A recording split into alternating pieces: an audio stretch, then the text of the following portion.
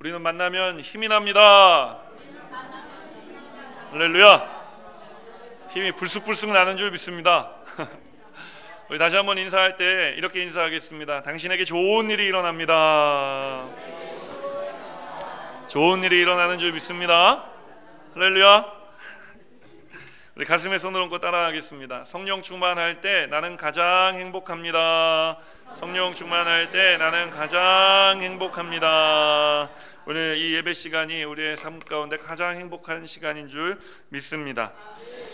자, 우리가 이 믿음을 가지고 하나님 주시는 말씀을 함께 보기 원하는데요, 오늘 하나님 주시는 말씀은 신약 성경 에베소서 6장 1절에서 4절까지의 말씀입니다. 제가 가지고 있는 성경 신약 성경 316페이지 에베소서 6장 1절에서 4절의 말씀입니다. 자, 우리 일어서시는데 불편함이 없으신 분들은 함께 일어나서 하나님 말씀을 함께 선포하겠습니다. 우리 주의 말씀 내 인생의 빛입니다. 먼저 선포하고요, 주신 말씀 함께 읽습니다. 주의 말씀은 내 인생의 빛입니다. 주의 말씀은 내 삶을 변화시킵니다. 주께서 말씀하신 대로 나는 하나님의 사랑받는 자녀입니다. 나는 축복의 통로입니다. 오늘도 주의 말씀에 마음의 문을 엽니다. 말씀하여 주옵소서. 듣고 깨닫고 말씀대로 살겠습니다. 아멘. 하나님 주신 말씀 한 목소리로 선포합니다. 자녀들아, 주 안에서 너희 부모에게 순종하라. 이것이 옳으니라. 내 아버지와 어머니를 공경하라. 이것은 약속이 있는 첫 계명이니 이로써 내가 잘 되고 땅에서 장수하리라. 또 아비들아, 너희 자녀를 노엽게 하지 말고 오직 주의 교훈과 훈계로 양육하라. 아멘. 자리에 앉으시면서 따라하겠습니다. 하나님이 축복하시는 가정. 한 번 더 따라하겠습니다. 하나님이 축복하시는 교회.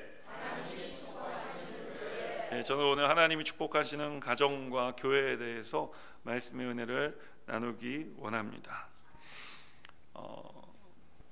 1883년 3월 22일에 미국 뉴욕항에 수많은 인파가 모여서 해군 소속의 군함이 한 척 들어오는 것을 기다리고 있었습니다. 그 배를 기다리는 사람들 중에는 미국의 대통령도 있었고 수많은 상하원 의원들도 있었고 과학자들도 있었고 수많은 유명한 사람들이 그 군함을 기다리고 있었는데, 그 군함에 타고 지금 오고 있는 그 수많은 사람들이 기다리고 있는 그 사람은 어떠한 사람이냐 하면은 유명한 정치가도 과학자도 또 군인도 기업가도 연예인도 아니었습니다. 그들이 기다리는 사람은 그저 평범한 미국의 한 명의 시민이었습니다. 그것도 살아있는 사람이 아닌 죽은 지 이미 31년이나 지나 유골로 돌아오는 한 사람을 기다리고 있었던 것입니다. 사람들이 그토록 열렬히 환영하기 위해서 기다리고 있었던 그 사람의 이름이 무엇이냐면 존 하워드 페인이라는 사람입니다. 그날 신문마다 앞다투어서 존 하워드 페인을 사람들에게 소개하기 시작했는데, 신문들이 이렇게 썼다고 합니다. 그의 노래는 가족의 소중함을 일깨웠으며 그를 영원히 기억되게 만들었다. 그가 죽어서도 이렇게 수많은 사람들의 환영 속에서 고향으로 돌아올 수 있었던 이유는 바로 그가 만들었던 한 곡의 노래 때문이었는데, 그 노래의 제목이 바로 무엇이냐면은 Home Sweet Home이라는 노래입니다. 한국어로는 즐거운 나의 집이라는 곡으로 번역이 되었죠. 여러분 아시죠? 즐거운 곳에서는 나로라 하여도. 찬송가가 아니니까 여기까지만 불러드릴게요.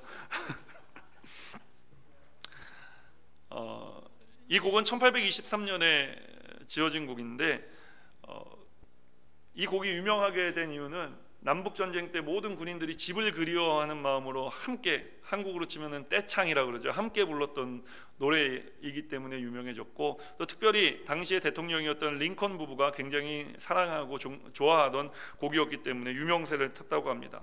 이 곡에는 이런 이야기가 전해져 내려오기도 하는데요, 남북 전쟁이 한참 치열하던 1863년 봄에 이 버지니아의 스파트실바니아라는 지역에서 남군과 북군이 강을 하나 사이에 두고 대치하고 있었습니다. 그러니까 이제 전쟁을 하기 전에 서로 막 군가를 부르면서 사기를 돋두지 않습니까? 그러니까 북군에서는 이 성조기의 노래, 우리 찬송가에 들어가 있는 마귀들과 싸울지라 딴따라라란 딴따라라란 따라, 이거 북을 치면서 막 따라라란 따란 따라라란 따라 하니까 저쪽 남군이 이제 딕시의 노래를 부르는 거예요. 따라란 딴 따라라란 딴 따라란 딴 따라란 따라란. 또 북군에서 또 성조기의 노래를 딴 뭐 치고 계속 이렇게 왔다 갔다 하다가 서로 막 노래로 막 싸움이 붙은 겁니다. 그런데 돌연 순간 이 북군의 군악대가 곡을 바꿔서 연주하기 시작했는데 그 곡이 뭐였냐면은 바로 이 홈 스위트 홈이라는 곡이었어요. 이 북군의 군악대가 홈 스위트 홈을 연주하기 시작하니까 남군 북군 할 것 없이 다 함께 이 노래를 부르기 시작한 겁니다. 계속 이 노래를 부르다 보니까 어느덧 전쟁으로 인해 팽팽하게 되어졌던 긴장감은 사라지고 병사들의 눈에 눈물이 고이기 시작하는 거예요. 그들이 떠나온 집과 가족들을 생각하게 된 것이죠. 얼마 후에 양군의 장군들이 모여서 이렇게 상의했습니다. 우리가 24시간 동안 휴전하자. 그 휴전하고 뭘 했느냐? 고향의 집과 부모님을 향해 편지를 쓰는 시간을 가졌다는 것입니다. 제가 예전에 한국에 있을 때 설날이나 추석 때 보면은 이 귀성객들이 넘쳐나지 않습니까? 보통 보면 한참 막힐 때는 서울에서 부산까지 15시간 내지는 20시간이 걸리기도 하는데, 저는 서울이 고향이라 그렇게 지방을 내려가진 않아요. 그러니까 그 시간만 들어도 벌써 스트레스가 막 밀려오고, 막 내가 가는 것도 아닌데 막 어떻게 저기를 내려가냐, 그냥 가지 말지, 그냥 서울에 있지.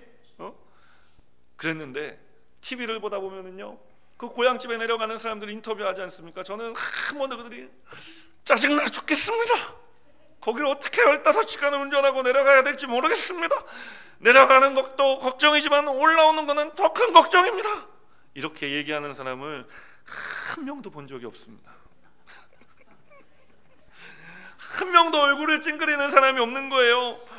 왜 그럴까요? 여러분, 사람들에게 집이란, 내 가족이란 생각만 해도 좋은 곳이기 때문에 그런 것입니다. 사랑하는 여러분, 오늘 여러분에게 집은 어떠한 곳입니까? 오늘 여러분 자신에게 뿐만 아니라 여러분의 배우자에게, 또 여러분의 자녀에게 집은 어떠한 곳이 되고 있습니까? 전쟁을 멈추게 하는 곳입니까? 분쟁을 일으키는 곳입니까? 마음의 근심과 고통스러운 일을 내려놓을 수 있는 장소입니까? 아니면 염려, 근심, 걱정, 불안, 초조함을 끌어안게 하는 장소입니까? 모든 무장을 해제하고 편안하게 쉬게 할 수 있는 장소입니까? 그래서 세상을 향해 다시 한번 힘차게 달려나갈 수 있는 힘과 능력을 얻는 장소가 되고 있습니까? 아니면 여러분을 더 무장하게 하고 더 피곤하게 해서 무기력하게 만드는 장소가 되고 있습니까? 토끼 같은 자식들과 사랑하는 남편, 아내가 있는 곳입니까? 아니면 왼수들이 모여 사는 곳입니까? 오늘 여러분에게 집은 어떠한 곳입니까? 집은 좋고 편안하고 우리가 쉼을 누리고 새로운 힘과 능력을 얻는 곳이 되어져야 할 줄 믿습니다. 왼수들이 사는 곳이 아니라 내가 사랑하는 사람들, 내가 사랑해야 하는 사람들이 있는 곳이 되어야 할 줄 믿습니다. 특별히 여러분의 가정에만 이런 일이 일어나는 것이 아니라 우리가 함께 예배드리고 있는 이 하나님의 집에서도 동일한 역사가 일어나야 할 줄 믿습니다. 제가 보통 보면은 어려워서 말도 잘 못 거는 큰 어르신 목사님들이 계시는데 그 어르신 목사님들하고 제가 좀 친합니다. 왜 친하냐면은 어려서부터 우리 엄마가 목사님은 아버지라고 생각해라. 그 목사님은 아버지처럼 생각해라. 저는 그래서 조용히 목사님 방에 들어갈 때도 사람들은 들들들들들들 좀 문 열고 들어가면서 목사님 저 왔어요. 그러더라고요. 그 니 왔나? 아이고 1년 새 이렇게 후쩍 컸노? 이렇게 얘기하신다고요. 그래서 제가 목사님들하고 친해요. 왜냐하면 어려서부터 우리 엄마 아빠가 저한테 목사님은 엄마가 아빠가 없을 때 엄마 아빠라고 생각해라 라고 가르쳐 주셨기 때문입니다. 여러분, 나아가 교회는 하나님의 집인 줄 믿습니다. 집에 오면 좋아야죠. 집에 오면 행복해야 하는 줄 믿습니다. 집에 오면 편안해야 됩니다. 집에 오면 쉼이 얻어져야 됩니다. 여러분, 우리가 함께 예배드리는 이 교회가 그런 곳인 줄 믿습니다. 여러분, 하나님의 집이 오죽 좋았으면은 다윗이 시편 23편 6편에 뭐라고 얘기했습니까? 나는 여호와의 집에 언제까지? everlasting. 나는 영원히 내 아버지 집에 살겠습니다 라고 고백하지 않습니까? 다윗은 전쟁과 같은 삶을 살아온 사람이었습니다. 그의 손에는 피가 마를 날이 없었다고 이야기합니다. 그런 그에게 유일한 안식의 장소가 어디였느냐 하면 바로 하나님의 집, 성전, 교회였던 것입니다. 교회는 그에게 새로운 힘과 능력을 얻게 하는 장소였습니다. 그에게 쉼을 얻게 하는 장소였습니다. 여러분의 가정이 교회가 되고, 여러분 오늘 우리가 예배드리고 있는 이 교회가 가장 교회다운 교회가 되기를, 하나님의 집다운 집이 되기를 주님의 이름으로 축원드립니다. 오늘 다윗의 이 고백이 저와 여러분의 고백이 되기를 주님의 이름으로 축원드립니다. 오늘 저와 여러분의 가정과 또 우리가 함께 섬기고 있는 교회가 이런 곳이 되기를 주님의 이름으로 축원드립니다. 모든 부정적인 것들이 떠나가고 하나님의 축복으로 가득 찬 가정과 교회가 되기를 주님의 이름으로 축원드립니다. 자, 그렇다면 우리 가정이, 우리의 교회가 어떻게 하나님이 축복하시는 가정이요 교회가 될 수 있을까요? 오늘 성경은 자녀들을 향해 두 가지 단어를 이야기하는데 순종과 공경이라는 단어를 이야기합니다. 또는 성도들을 향해 순종과 공경이라는 단어를 이야기합니다. 오늘 과연 그런지 우리 한번 1절 말씀을 함께 읽겠습니다. 시작. 자녀들아, 주 안에서 너희 부모에게 순종하라. 이것이 옳으니라. 첫 번째로요, 우리 교회가 하나님 축복하시는 교회요, 우리의 가정이 하나님 축복하시는 가정이 되기 위해서는 따라합니다. 순종해야 합니다. 자녀들이 부모들에게 순종해야 되고, 우리 부모들은 또 누굽니까? 이 세상에서 자녀들과 함께 살아가지만 우리는 하나님의 자녀들인 줄 믿습니다. 그러니 우리는 하나님께 순종하는 삶을 살아야 하는 것입니다. 오늘 성경은 순종에 대해 우리에게 이야기합니다. 제 딸아이가 벌써 이제 3학년이 거의 다 끝나가고 이제 4th grade 될 건데요. 킨더가든 때, 우리 하와이 살 때 한우는 저에게 와서 이렇게 물어본 적이 있습니다. 아빠, obey라는 단어가 무슨 뜻인 줄 알아요? 그래서 제가 조이, 너는 아니? 그랬더니 이 녀석이 저한테 하는 얘기가, 아빠, obey라는 단어는 follow 하는 거예요. 그러더라고요. 그래서 제가 신기하잖아요. 미국에 온 지 몇 달 되지도 않은 녀석이 와서 오베이를 알아요? 아빠? 물어보는 것도 신기했는데 그 뜻이 팔로우 하는 거라는 것도 알고 있는 거예요. 그래서 어디서 배웠냐고 했더니 교회에서 전도사님이 말씀해 주셨다는 거예요. 여러분, 아이들을 주의 말씀으로 양육하는 것이 참 중요한 줄 믿습니다. 오늘 성경은 순종을 그렇습니다. 오베이라는 단어로 표현합니다. 이 오베이라는 단어는, 순종은 무슨 말이냐면은 거스르지 않고 나누지 않고 한 마음으로 따라가는 것을 의미하는 것입니다. 부모님께 순종을 하면 부모님이 기뻐합니다. 동시에 하나님은 부모님을 기쁘시게 하는 사람을 기뻐한다라고 우리에게 말씀합니다. 왜냐하면 이것이 옳은 일이기 때문이다라고 오늘 성경은 우리에게 말씀하고 있기 때문이에요. 이에 대해 골로새서 3장 20절은 우리에게 이렇게 이야기하고 있습니다. 우리 함께 읽겠습니다. 자녀들아, 모든 일에 부모에게 순종하라. 이는 주 안에서 기쁘게 하는 것이니라. 또한 사무엘상 15장 22절은 우리에게 이렇게 이야기합니다. 함께 읽겠습니다. 사무엘이 이르되 여호와께서 번제와 다른 제사를, 그의 목소리를 청종하는 것을 좋아하신 같이 좋아하시겠나이까? 순종이 제사보다 낫고 듣는 것이 순양의 기름보다 나으니. 무슨 이야기입니까? 제사를 아무리 행위만 드리는 것보다도 하나님의 말씀을 듣고 그대로 살아가는 것이 더 중요하다라고 이야기를 하는 것입니다. 여러분, 이것이 순종입니다. 그러니까 순종은 무엇이냐면요, 겉과 속이 다른 게 아니에요. 순종은 마음으로부터 시작되는 것입니다. 순종은 마음과 그래서 행동이 함께 가는 것입니다. 순종은 그렇게 예수님을 따라가는 삶을 살아가는 게 순종입니다. 예수님을 닮아가는 삶을 살아가는 게 순종입니다. 사랑하는 여러분, 하나님을 기쁘시게 하는 가정은 어떠한 가정일까요? 하나님을 기쁘시게 하는 교회는 어떠한 교회일까요? 여러분, 말씀대로 살아가는 가정이요, 말씀대로 살아가는 성도들이 모인 교회인 줄 믿습니다. 요즘 보면은 이 부모보다 잘난 자식들이 얼마나 많은지 모릅니다. 부모들은 자식들이 잘난 것을 기뻐합니다.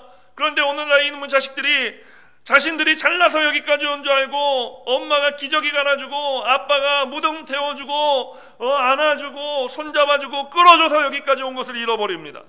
교회도 그렇습니다. 하나님은 여러분이 잘된 것을 기뻐하십니다.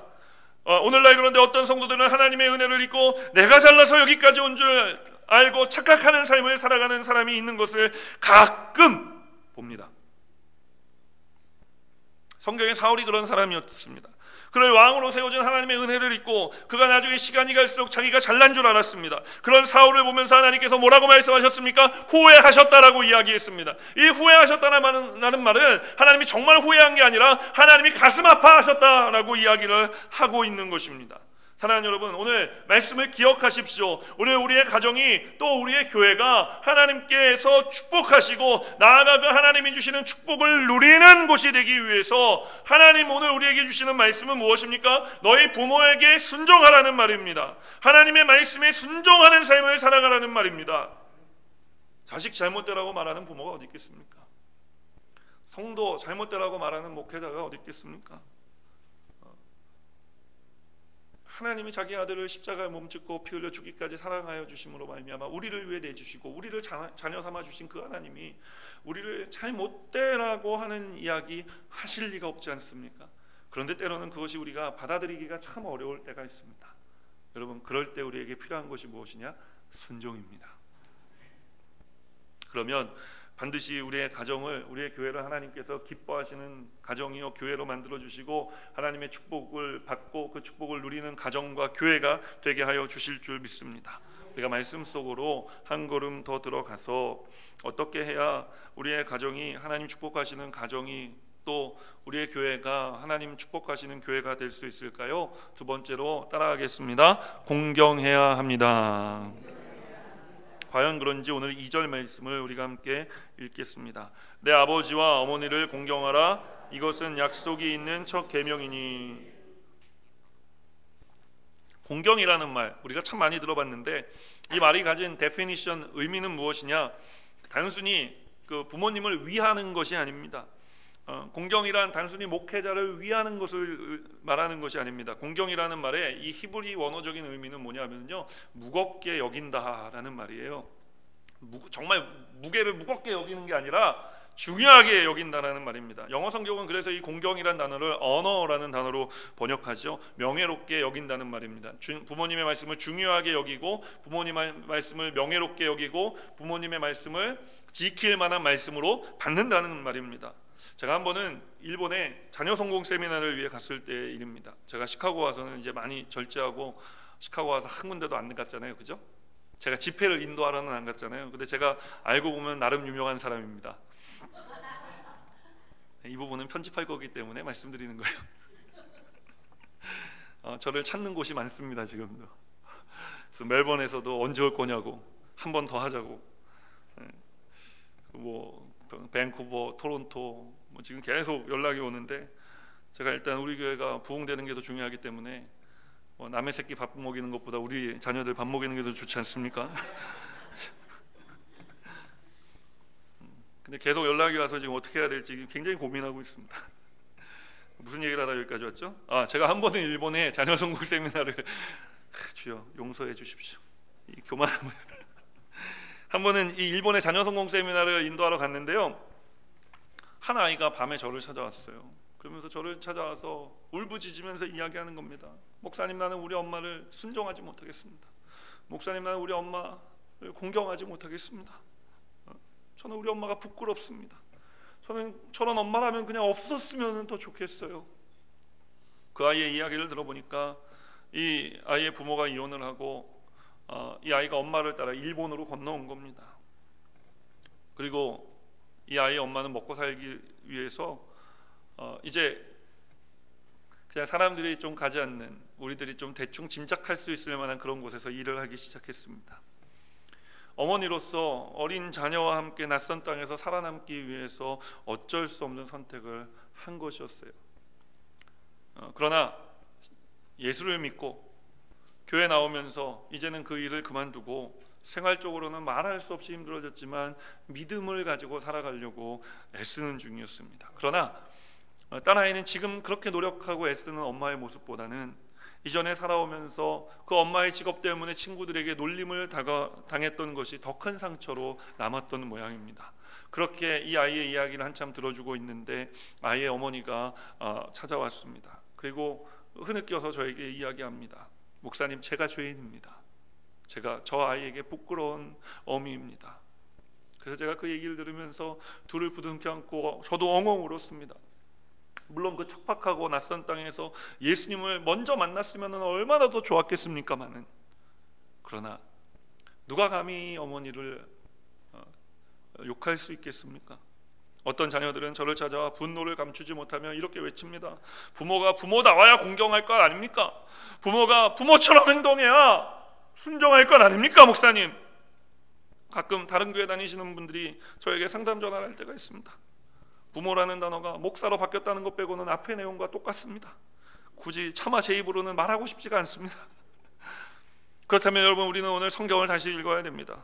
오늘 성경은 내 아버지와 내 어머니를 공경하라, 이것은 약속 있는 첫 계명이니 라고 말씀하고 있기 때문입니다. 우리에게는 부모의 말에 순종할지 안 할지 결정할 권리가 없습니다. 우리에게는 부모를 공경할지 공경하지 말지에 대한 이것을 결정할 권리가 없는 거예요. 교회를 향해서도 마찬가지입니다. 왜 그렇습니까? 이것을 약속 있는 첫 계명이라고 주님 우리에게 말씀하셨기 때문입니다. 성경은 우리가 순종하고 우리가 공경해야 할 부모에 대해 그 부모가 어떠한 부모라고 이야기하지 않습니다. 교회도 마찬가지입니다. 때로는 하나님께 섭섭할 때가 있습니다.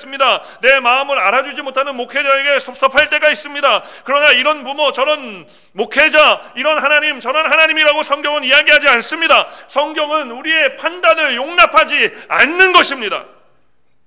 단지 성경은 우리가 부모에 대해, 하나님에 대해, 목회자에 대해 어떤 마음을 갖고 있든지 우리가 어찌하든지 판단하지 않고 공경하면, 그 말씀을 중요하게 여기면, 그 말씀을 명예롭게 여기면, 그러면 하나님 뭐 하신다는 것입니까? 하나님이 축복하신다는 것입니다. 바로 그 약속이 있는 첫 계명이 무엇인지 우리가 신명기 5장 16절 말씀을 우리가 함께 읽겠습니다. 시작. 너는 내 하나님 여호와께서 명령한 대로 내 부모를 공경하라. 그리하면 내 하나님 여호와가 내게 준 땅에서 내 생명이 길고 복을 누리리라. 순종하고 공경하면 여러분, 그 축복을 다른 사람이 받는 게 아니라 그 축복은 고스란히 여러분의 가정의 축복이 되어진다는 것입니다. 여러분의 인생의 축복이 되어진다는 것입니다. 저는 우리 교회를 위해 늘 기도할 때 이렇게 기도합니다. 하나님, 이제 우리 교회에 많은 성도님들을 주셨는데 하나님, 우리의 가정이 예수 믿고 축복된 가정이 되게 하신 것 감사합니다. 이제 우리의 자녀들에 대해서는 우리의 가정이 형통의 가문으로 세워져 나아갈 수 있도록 주님 도와 주시옵소서. 신앙의 명문가들이 교회 가운데 일어서게 하여 주시옵소서. 여러분, 그러려면 어떻게 해야 되느냐? 우리가 순종해야 됩니다. 우리가 하나님을 공경하는 삶을 살아야 됩니다. 여러분, 이런 얘기는 제가 목사로서 좀 할 얘기는 아니지만 목사는 쳐버리고 하나님을 공경하고 하나님 말씀에 순종하는 삶을 사시기를 주님의 이름으로 축원드립니다. 주여, 그렇게 얘기한다고 또 정말 그렇게 사시는 분은 없다.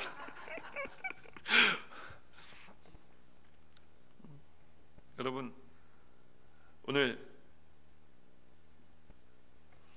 여러분의 삶 가운데 여러분의 부모님을 또 하나님을 매우 중요하게 여기며 살아가게 되시기를 주님의 이름으로 축원드립니다. 그러면 여러분의 가정이, 여러분의 우리가 함께 섬기고 있는 이 교회가 하나님의 큰 은혜와 축복을 받게 되어질 줄 믿습니다.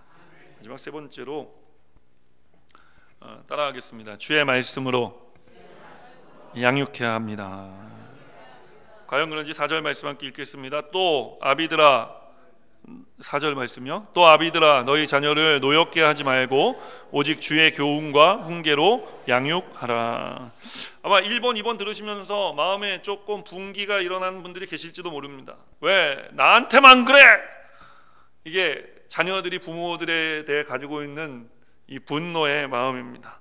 그래서 하나님께서는 이 부모들에게도 오늘 말씀하시는 겁니다. 앞에 두 번째가 자녀들에게, 성도들에게 한 말이라면 마지막 세 번째는 부모들에게 또는 목회자인 저 자신에게 주시는 하나님의 말씀이라고 생각을 하고 오늘 말씀을 준비했습니다. 하나님께서 부모에게 맡기신 역할이 있습니다. 하나님께서 교회와 목회자에게 맡기신 역할이 있습니다. 그것은 바로 자녀들을 주의 교훈과 훈계로 양육하는 것입니다. 성도들을 주의 교훈과 훈계로 양육하는 것입니다. 자녀 교육은 내 뜻과 내 생각대로 하는 게 아니에요.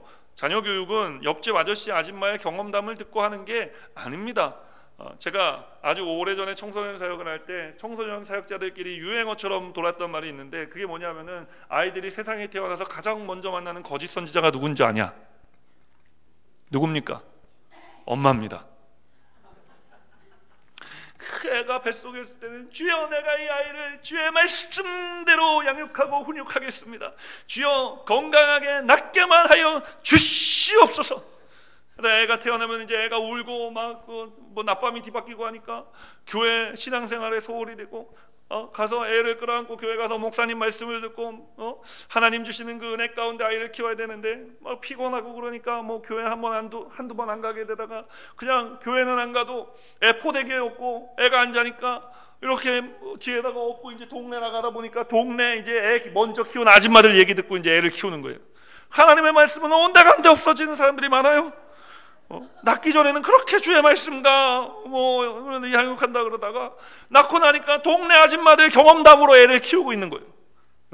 그래서 우리가 이게 웃기고 슬픈 얘기인데, 아이가 태어나서 이 세상에서 처음 만나는 거짓 선지자가 누구냐? 엄마라는 말이 있어요. 여러분, 그럼 자녀 교육은 어떻게 해야 된다는 말입니까? 자녀 교육은 하나님의 말씀대로 해야 됩니다. 왜냐하면 이 자녀들은 내 새끼인 것 같지만 내 새끼가 아니라 누구의 자녀입니까? 하나님의 자녀입니다. 하나님이 이 땅에서 우리에게 맡기신 역할은 이 자녀들을 하나님의 자녀로 온전하게 성장할 수 있도록 돕는 역할을 우리에게 맡기신 거예요. 예전에 한국에 G.O.D라는 그 그룹이 있었어요. 파란 하늘 뭐 하늘색 풍선은 뭐 이러면서 이렇게 뭐 떼창을 부르고 애들이 막, 한국의 팬클럽 애들이 막 그 파란색 풍선을 들고 막 이렇게 노래를 부르는데, 한 번은 그 G.O.D가 제가 살고 있었던 한국의 분당이라는 지역에 이 공연을 하러 오는 거예요. 그런데 제가 가르치는 한 아이가 토요일이었는데, 아니 학교가 끝나고 이제 학원을 가야 될 시간인데 이 아이가 집에 안 오는 거예요. 그래서 엄마가 집에 이미 피아노 레슨하는 선생님이 학원 가기 전에 피아노 레슨도 해야 돼서 피아노 레슨 선생님이 와서 기다리고 있는데 얘가 집에 안 오니까 엄마가 마음이 달아서 애한테 전화를 막 했어요. 이렇게 안 받아. 엄마들의 습성은 어떻습니까? 받을 때까지 하지 않습니까? 엄마는 포기하지 않습니다. 그래서 받을 때까지 전화를 해서 애가 전화를 받았어요. 그때 엄마가 이미 도끼가 오를 대로 올라서 너 어디야? 그랬더니 엄마, 나 분당 중앙공원이에요. 너 거기서 뭐해? 오늘 저녁 7시에 G.O.D 콘서트가 있는데 거기 자리를 맡아야 된대. 지금 피아노 선생님이 기다리고 있는데 당장 오지 못해? 엄마, 난 지금 갈 수가 없어. 왜 못 와? 친구들이 나한테 자리를 맡기고 갔거든. 그러니까 너는 이 바보 같은 게, 친구들은 다 지 할 일하고 돌아오는데 이 바보 같은 게 자기 혼자 그 자리를 지키고 앉아있는. 당장 집으로 튀어오라 그랬고 막 애가 막 울며 막 간신히 집에 들어왔어요. 그때 아이가 엄마랑 이제 신랑이가 붙은 거예요. 엄마랑 신랑이가 붙어가고 애가 막 얘기하는 거예요. 근데 애도 이제 간격이 막 격해지니까 엄마, 왜 내 인생에 자꾸 간섭하세요? 그런 거예요. 이거 엄마가 화가 났어요. 뭐라고? 네 인생이 네 거라고? 네 인생이 왜 네 거야? 네 인생은 내 거야. 지금까지 너를 낳은 게 누구야? 지금까지 밥을 먹여준 게 누구야? 지금까지 네가 학원 가고 학교 가고 학원 갈 때 학원비 내준 게 누구야? 네 인생이 왜 네 거야? 네 인생은 내 거지. 그래서 그 엄마가 저한테 찾아와서 이런 바보 같은 게 어딨냐면 저한테 막 상담을 하는데, 제가 그 얘기를 듣고 나중에 그 어머니한테 그랬어요. 다 들어듣는다면, 어머니, 그 아이의 인생이 왜 어머니 겁니까? 그 아이의 인생은 하나님 겁니다. 어머니는 단지 그 아이가 이 세상에서 하나님의 자녀로 잘 자랄 수 있도록 돕도록 돕는 자의 역할을 하기 위해 하나님께서 맡겨주신 거죠. 그래서 자기가 그 딸을 내쫓았다는 거예요. 네 인생 좋으면 네 맘대로 살아라. 그리고 쫓아냈어요. 뭐 이런 얘기를 하자면 뭐 밤을 새도 할 얘기가 없어요. 그래서 쫓아냈는데 어떤 독한 부모는 집 열쇠를 바꿔버려요. 애가 다음날 집에 들어가려고 집을 열쇠를 꽂았는데 집에 키가 안 들어가. 그래서 또 저한테 울면서 잖아요. 목사님, 이게 우리 엄마입니까? 목사님, 우리 엄마가 교회 구역장인데 자식한테 이럴 수가 있습니까? 그럼 제가 또 전화해서 또 이 조정위원회 제가 또 가서 잘 또 설명해드리고 집에 넣어주고 오고 그런 일을 했어요. 있습니다. 여러분, 목회자가 해야 될 일도 그런 일입니다. 여러분은 다 하나님의 자녀입니다. 제가 목회자로서 해야 될 일은, 이 교회에서 해야 될 일은, 이 세상에서 여러분이 하나님의 자녀답게 자라고 살아갈 수 있도록 여러분을 돕는 사람이 되어지는 것입니다. 오늘 또 많은 부모님들과 목회자들이 실수를 범해요. 실수를 범하는데 뭘 하냐면은 말씀을 빗대어 아이들을 향해, 성도들을 양육한다는 거예요. 말씀대로 하면은 얼마나 좋겠습니까마는 말씀을 빗대어 이야기한다는 거예요. 이게 아까 1부 때는 아무도 안 웃어서 제가 할까 말까 고민을 했는데, 어떤 부모님들은 항상 이렇게 얘기해요. 웃으시라고 하는 얘기예요.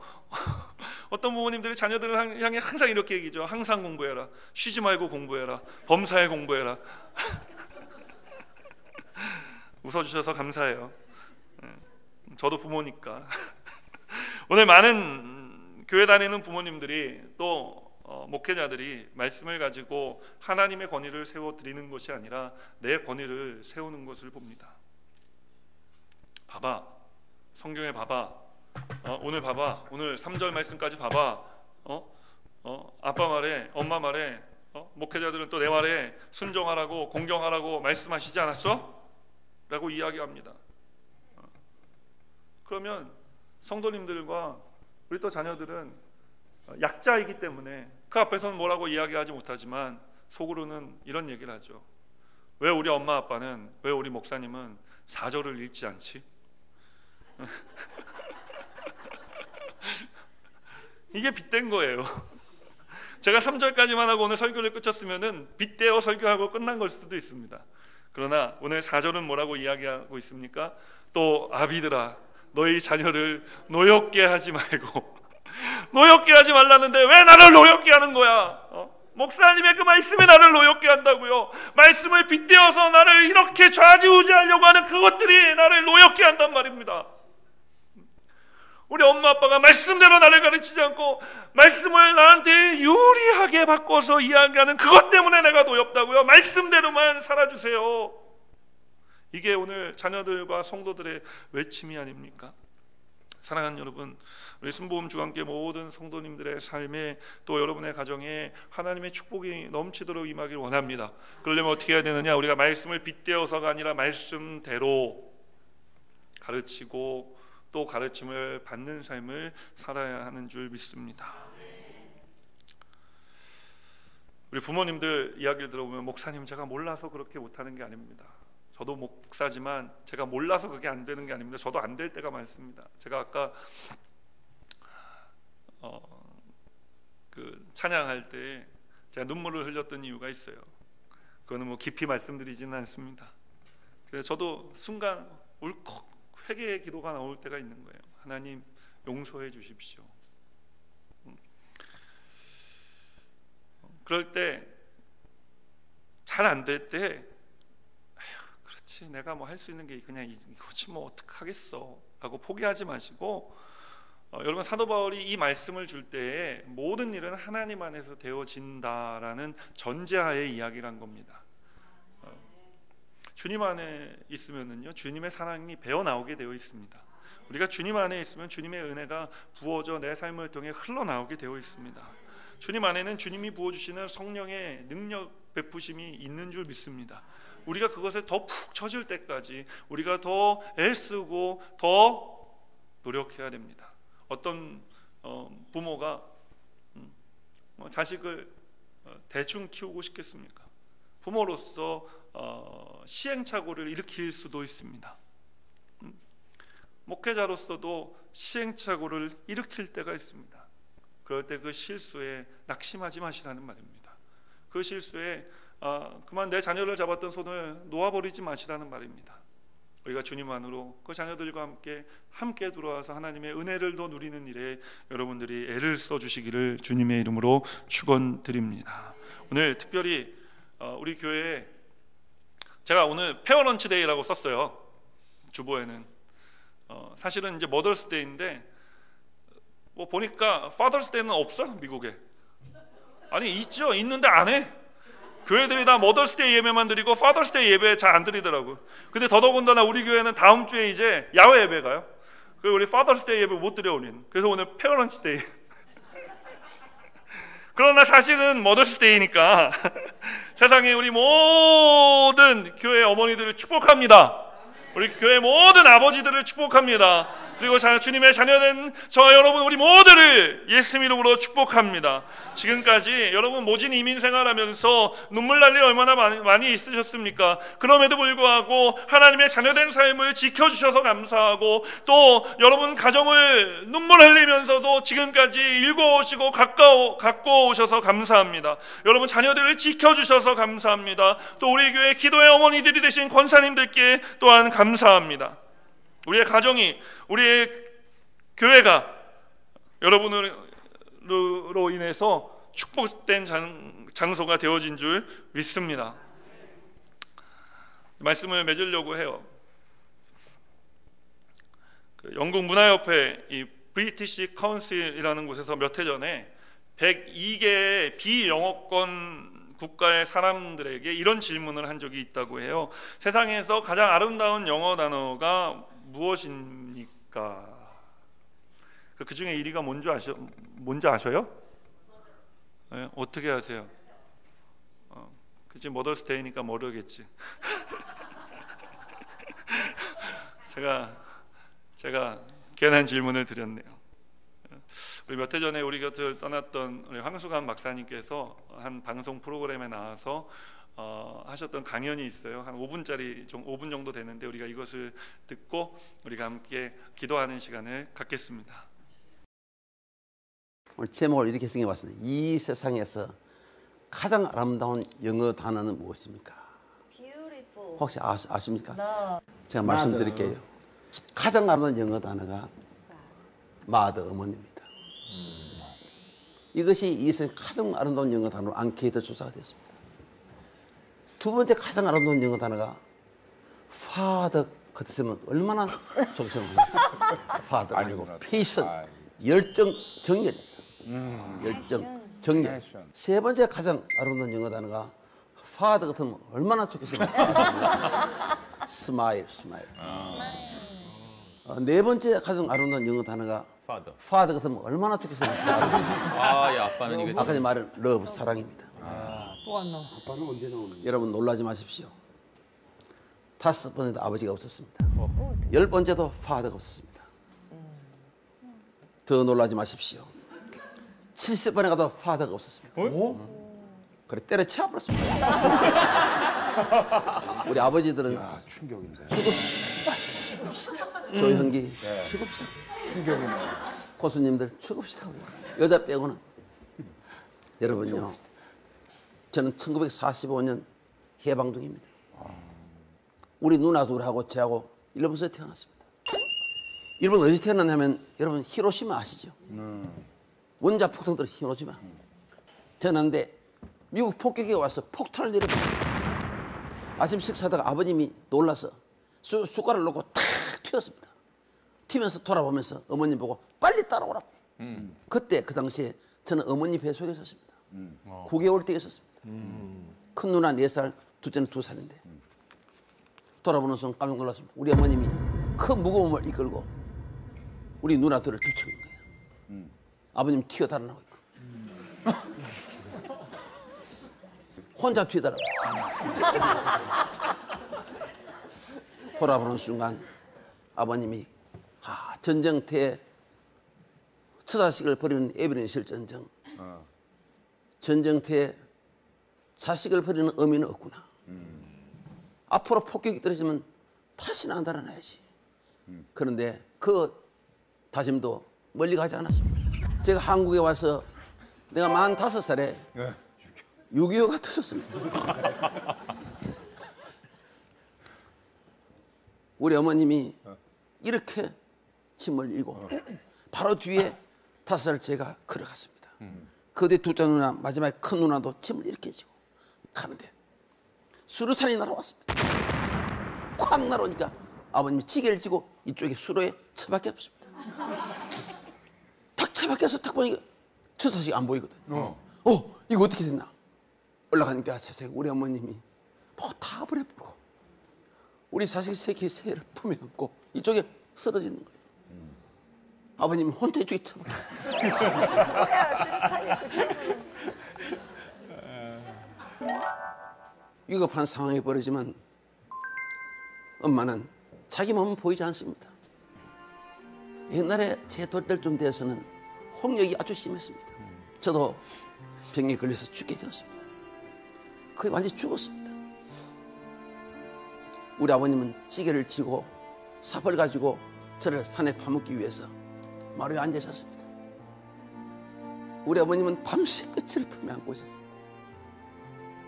아버님이 가마니를 가져와서 나를 둘을 말아가지고 이제 산을 가기 위해서 문을 탁 내면서 아버님이 죽은 자식 품에 안아서 못하느냐, 빨리 내놔라. 부모 앞에 죽는 자식은 자식도 아니야. 근데 우리 어머님은 그를 품에 탁 안고 울부짖으면서 이렇게 하더랍니다. 하나님이 살아계시다면 내 아들을 살려주십시오. 그러면서 마지막 가는 그 길을 자식을 보내기 위해서 혀를 가지고 내 얼굴을 참 핥아. 그 내 얼굴에 종기가 나와서 고름이 났는데 그걸 우리 어머님이 계속 핥는 거예요. 근데 여러분, 세상에 이게 웬일입니까? 제 갑자기 얼굴에 생기가 돌아오더래요. 손가락을 움직이기 시작하더래요. 그래서 제가 살았습니다. 그래서 살아서 이거 써 있잖아요. 어머님이 자식에 대한 그 가슴 뜨거운 그 사랑, 죽어가는 생명을 살리신 것입니다. 어머님의 사랑에는 바로 기적이 일으켜요. 부모님을 살아주실 때 고맙게 전하십시오. 저는요, 우리 어머님 평생 안 죽은 줄 알았어요. 내가 같이 평생 같이 살 줄 알았는데 어느 날 홀연히 떠나시더라고요. 오늘 이별에 대해서 지금 이 황금말, 여러분 이별을 계속 많이 느꼈을 겁니다. 이별 중에 눈물이 가장 많은 것은 어머님을 떠나보낼 때입니다. 자식을 떠나볼 때는 상처가 너무 커서 눈물이 나지 않습니다. 그래서 여러분, 부모님을 살아계실 때 부모 자식 간에 따뜻한 사랑을 원 없이 나누시기를 바랍니다. 감사해요.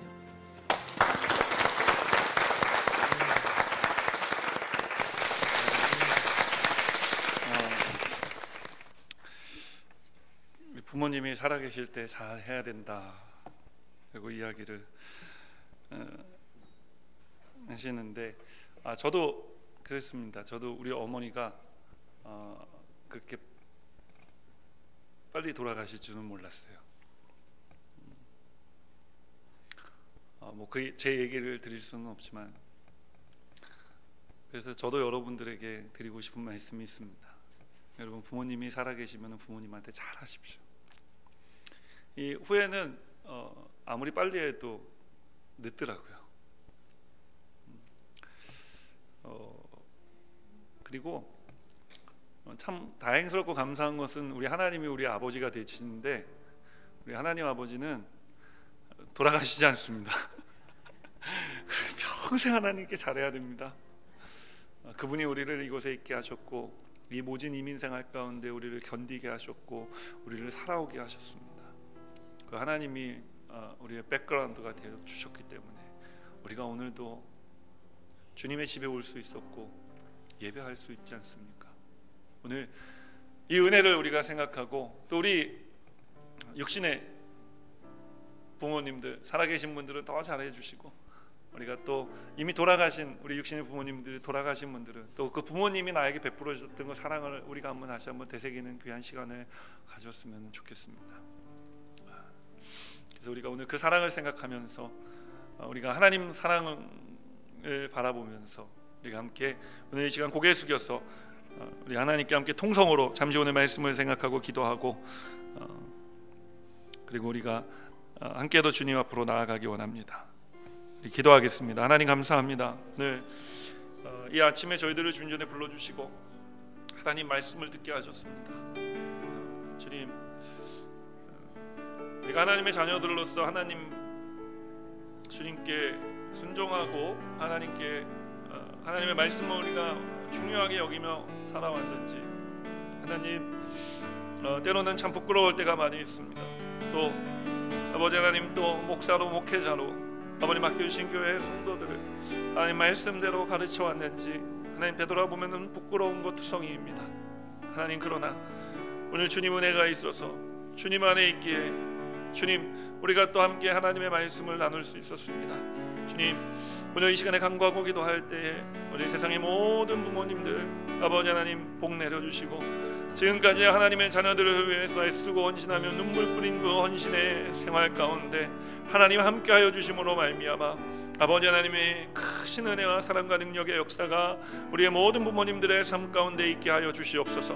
하나님께서 도와주시고 오늘 이 시간에 그 부모님을 그리워하는 우리의 마음 가운데 그리움만으로 남지 않게 하시고 우리 부모님들이 우리를 키우기 위해 무엇을 하셨는지 어떻게 하셨는지 아버지 하나님 또 우리의 하나님 아버지께서 우리를 오늘날 입대 이곳까지 살아오게 하시면서 우리에게 베풀어 주신 그 은혜를 생각하고 아버지 하나님 때로는 우리가 이해되지 않는 많은 일들 가운데 하나님 왜 이렇습니까? 하나님 왜 나를 이렇게 대하십니까? 하나님 이것이 정말 하나님의 뜻입니까? 하나님 우리가 하나님 앞에 불만을 토로하고 하나님 우리가 하나님 앞에 때로는 교만을 떨기도 했지만 그러나 묵묵히 참아주시며 오늘 우리의 인생길을 여기까지 인도해 주신 좋으신 주님의 은혜를 생각하며 아버지 하나님 우리가 다시 한번 이 아버지 하나님 우리의 부모님으로 아버지 이 땅 가운데 와주셨던 주님 그 예수님을 십자가에 못 박으심으로 말미암아 우리를 자녀 삼아주셨던 그 주님의 은혜를 우리가 깨달을 수 있도록 주님 도와주시며 깨달은 그대로 살아가 우리가 하나님을 존경하고